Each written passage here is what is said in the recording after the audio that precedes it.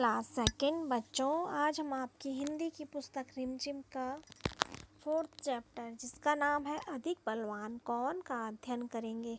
तो आप भी अपनी हिंदी की पुस्तक निकाल लीजिए और उसमें देखिए पेज नंबर 23, चैप्टर अधिक बलवान कौन। तो यहाँ पर देखिए आप, एक बार हवा और सूरज में बहस छिड़ गई। हवा ने सूरज से कहा, मैं तुमसे अधिक बलवान हूँ। सूरज ने हवा से कहा, मुझ में तुमसे ज़्यादा ताकत है। इतने में हवा की नज़र किस पे पड़ी? एक आदमी पर पड़ी। हवा ने कहा, इस तरह बहस करने से कोई फ़ायदा नहीं है। जो इस आदमी का कोट उतरवा दे वही ज़्यादा क्या है? बलवान है। सूरज हवा की बात मान गया। उसने कहा, ठीक है, दिखाओ अपनी ताकत। हवा ने अपनी ताकत दिखानी शुरू की। आदमी की टोपी उड़ गई। क्या होता है, जब तेज़ हवा आती है तो हमारी टोपी उड़ जाती है ना। हमारे सर पे कुछ चीज़ रखी होगी तो वो उड़ जाएगी, टोपी हो, दुपट्टा हो, वो उड़ जाता है। पर कोट, उसने अपने आदमी ने कोट को क्या कर रखा था? अपने दोनों हाथों से शरीर पर लपेटे रखा और जल्दी जल्दी कोट के बटन बंद कर दिए। और फिर हवा और ज़ोर से चलने लगी। अंत में आदमी नीचे गिर पड़ा। कभी होता है ना, तेज हवा आती है, हमारे कदम लड़खड़ाते हैं और हम गिर जाते हैं, पर कोट उसके शरीर पर ही रहा। अब हवा क्या? थक गई। सूरज ने कहा, हवा, अब तुम मेरी ताकत देखो। सूरज तपने लगा, अपनी गर्मी बढ़ाने लगा। आदमी ने कोट के बटन खोल दिए। सूरज की गर्मी और बढ़ी। आदमी ने कोट उतार दिया और उसे अपने हाथों में लेकर चलने लगा। क्या होता है, जब बहुत ज़्यादा गर्मी होती है तो हम भी सोचते हैं कि हम भी हल्के फुल्के कपड़े पहने, और क्या बोलते, और उन्होंने तो कोट पहना हुआ था। कोट में तो बहुत गर्मी लगती है, जिस कारण उन्होंने उसके बटन खोले और उसे अपने हाथों में लेकर चलने लगे। सूरज ने कहा, देखी मेरी ताकत, उतरवा दिया ना कोट। हवा ने सूरज को नमस्कार किया और कहा, मान गई तुम्हारी ताकत।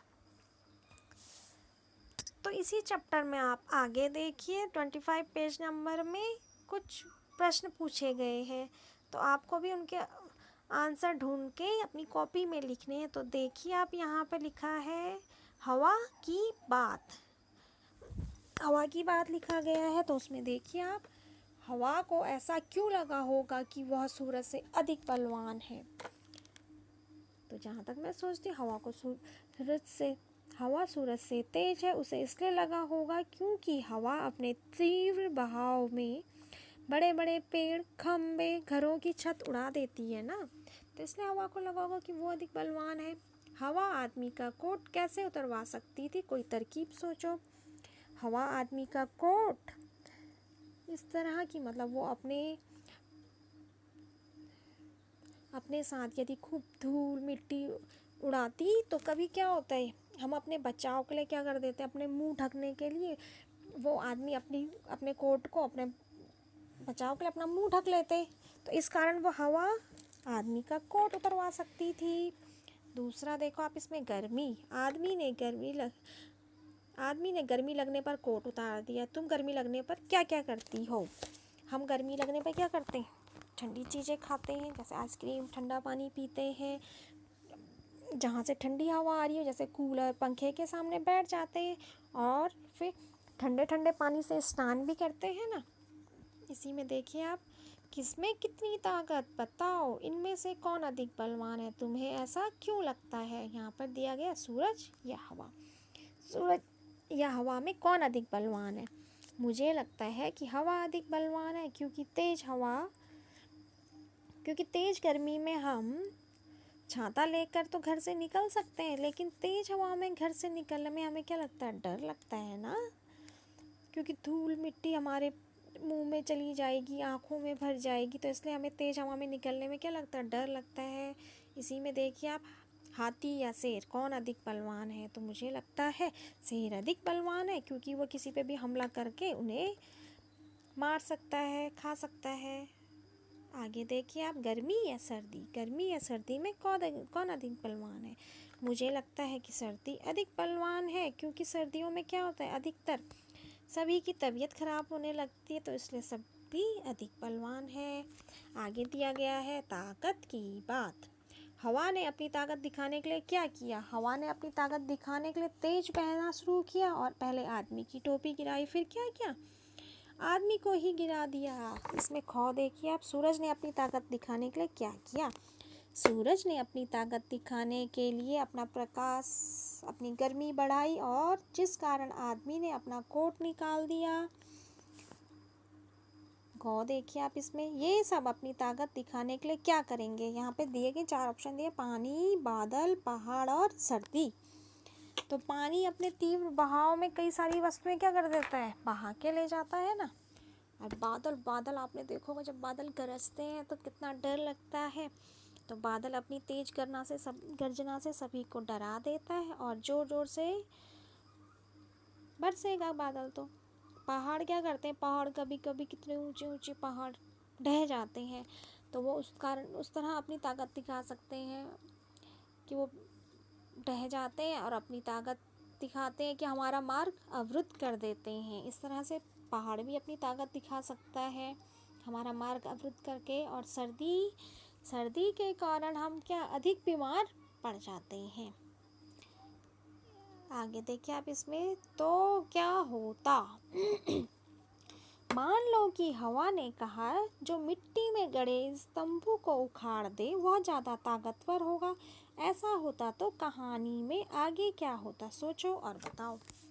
तो सोचिए आप भी, यदि हवा मिट्टी में गड़े तंबू को उखाड़ देती तो कहानी में कौन अधिक बलवान होता। हवा अधिक बलवान होती है। सूरज गड़े हुए तंबू को तो नहीं उखाड़ सकता था ना, गड़े हुए तंबू को सिर्फ हवा ही उखाड़ सकती थी, इसलिए यहाँ पे हवा अधिक बलवान हो जाती। नीचे देखिए आप, शब्दों का खेल। यहाँ पर उदाहरण दिया गया ताजमहल, जिसमें से उन्होंने क्या उसके शब्द बनाए हुए हैं। तो हम भी देखें, उन्होंने ताजमहल से बनाए हुए हैं ताज, महल, जम, झल, ताल और मल। इसी में देखिए आप, नीचे लिखे शब्दों में तुम भी इसी तरह 8 शब्द ढूंढो। यहाँ पर दिया गया हमें कमल ककड़ी, इसमें हमने 8 शब्द बनाने हैं। तो कमल ककड़ी में पहले हम क्या बना देंगे, कमल, और दूसरा बना देंगे ककड़ी, है ना। तीसरा बना देंगे हम मल, चौथा बना देंगे कड़ी, पांचवा मकड़ी, छठवां हम बना देंगे क म कम, और फिर कम कलम बना देंगे एक।